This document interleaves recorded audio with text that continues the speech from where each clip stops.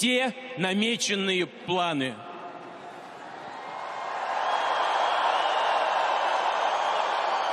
Но дело не только в этих решениях.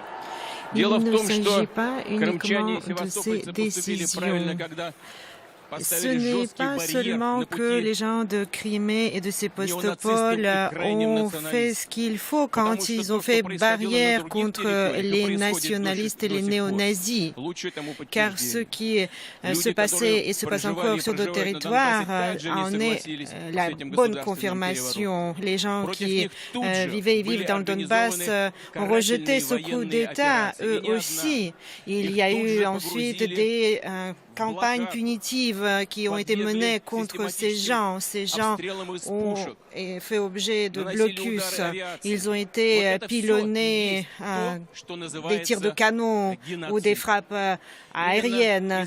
Tout cela, c'est ça ce qui s'appelle le génocide. Et c'est pour libérer ces gens de ces souffrances et de ce génocide.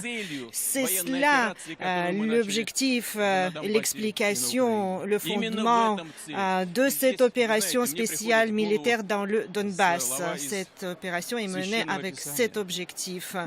Et là, je pense aux paroles du Testament qui disent qu'il ne peut pas y avoir de l'amour supérieur que celui quand on sacrifie son âme pour ses amis.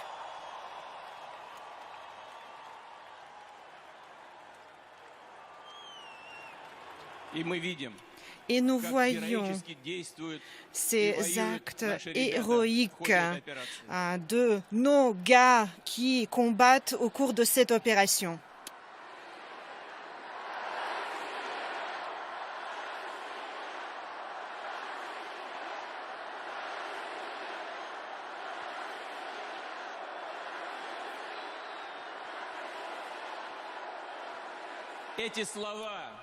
Ces paroles font partie de la Bible pour les chrétiens, font partie de ce qui est cher pour tous ceux qui croient en Dieu dans cette religion. Il s'agit de la valeur universelle aussi pour tous les peuples et toutes les confessions religieuses de la Russie, et pour notre peuple avant tout. Et la meilleure confirmation pour cela, c'est la manière dont nos hommes, nos gars combattent au cours de cette opération militaire. Ils sont coude à coude, ils se soutiennent, ils se couvrent par leur propre corps sur le champ de bataille pour les protéger les uns les autres comme les frères. Nous n'avons pas vu une telle unité depuis très longtemps.